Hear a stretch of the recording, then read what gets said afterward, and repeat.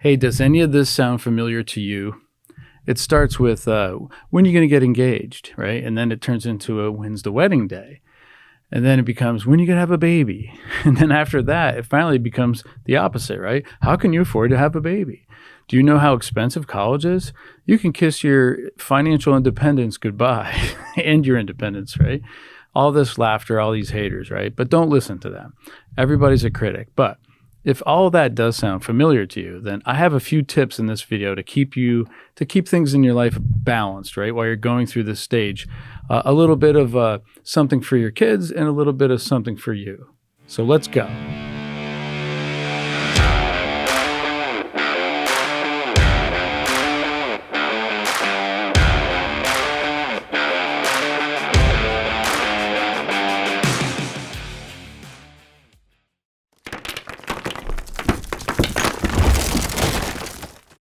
Hi, and welcome to another episode of Blue Collar Wealth. I'm Bob Brown. I'm one of the founding partners here at Stonehouse Retirement Income Planners.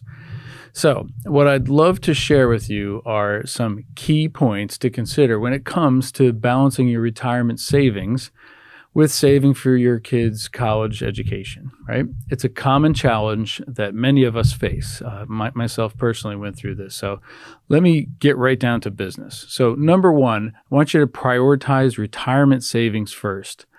Financial advisors like those of us here at Stonehouse often recommend prioritizing retirement savings because there are no loans for retirement, but there are for school. Ensuring you have enough in your retirement can not only give you peace of mind, but it can also prevent you from becoming a financial burden on your children later in life. Give some serious thought to that last part. And let me add a personal note here.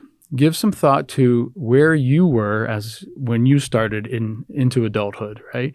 Did you have everything paid for and was the road paved for you, or did you have to do most of the work on your own? They say tough situations build tough people.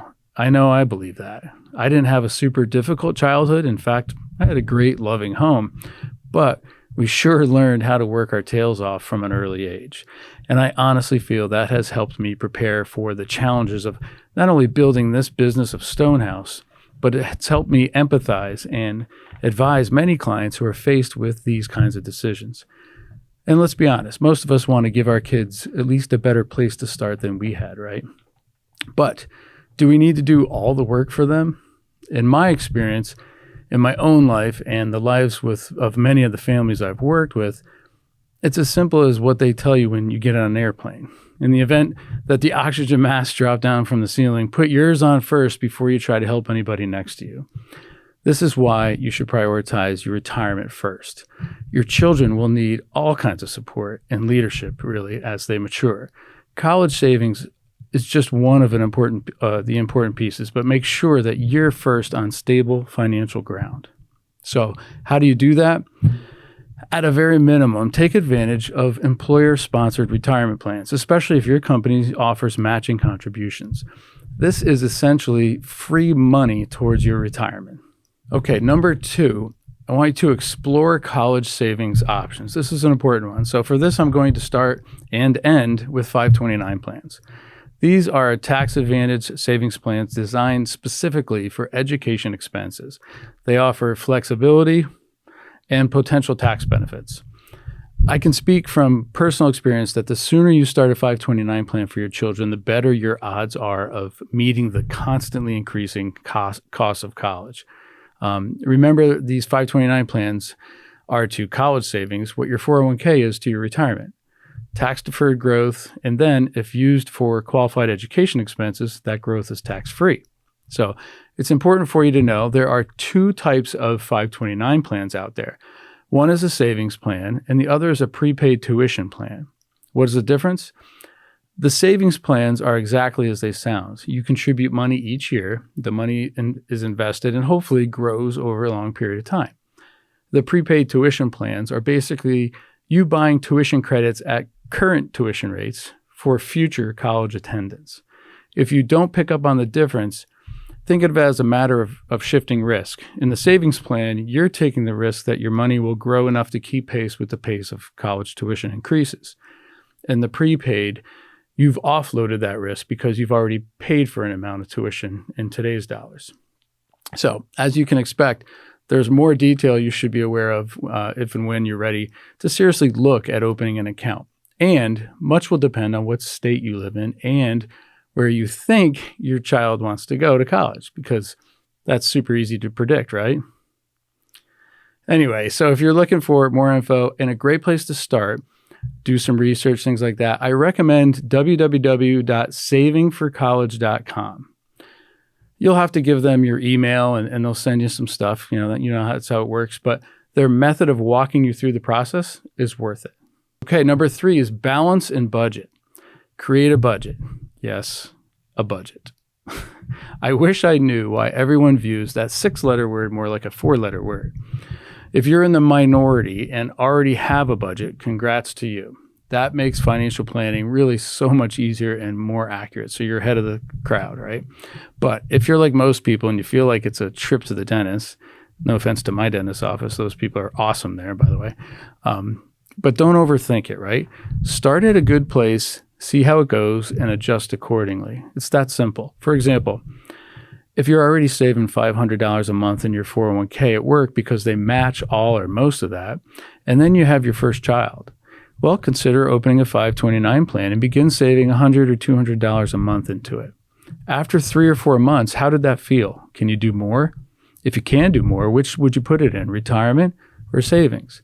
Well, I'll get to that at the end of this video. But in the meantime, set these accounts up on automatic transfers to contributions to both retirement and college savings. That ensures consistent contributions, and it'll really just make saving for both a whole heck of a lot easier. Number 4, consider financial aid and scholarships, right? Start with financial aid. Encourage your kids to apply for financial aid, scholarships, and grants. This can significantly reduce the burden of college costs. A couple of quick thoughts, though, on these. Financial aid can be extremely frustrating, especially if you do not qualify for it. But if you do, it can really be a welcomed wind in your sails. Scholarships, too, can be frustrating, but there are so many out there. Believe me, we offer one throughout our area, and choosing a winner from some of the amazing applicants each year is insanely difficult. But I also know that there are so many smaller scholarships offered to students, and a few or almost no one applies to those. So take advantage of that.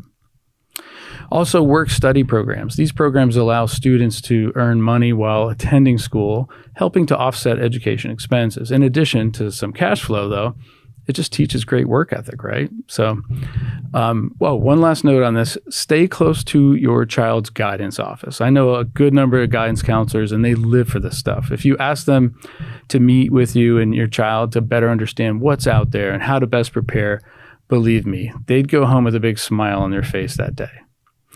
They also typically know the landscape far better than you can learn it with just some internet research.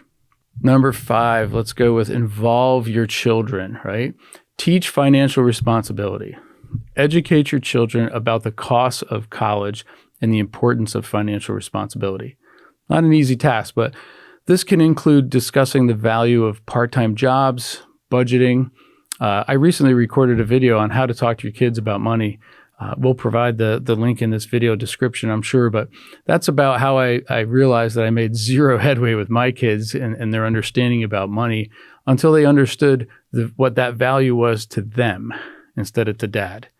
So when that happened, their whole world changed. In addition to teaching, also let them share the responsibility, right? Consider a shared approach where your children contribute to their education costs through savings, work, or loans. An example, you can teach them to the power of a 401k match by offering to contribute the same amount to their 529 plan that they earn mowing lawns or babysitting. If they have actual earned income that's reported on a W-2, then you could offer to contribute a matching amount into a new Roth IRA that you help them set up. There's a lot of ideas and ways to do that.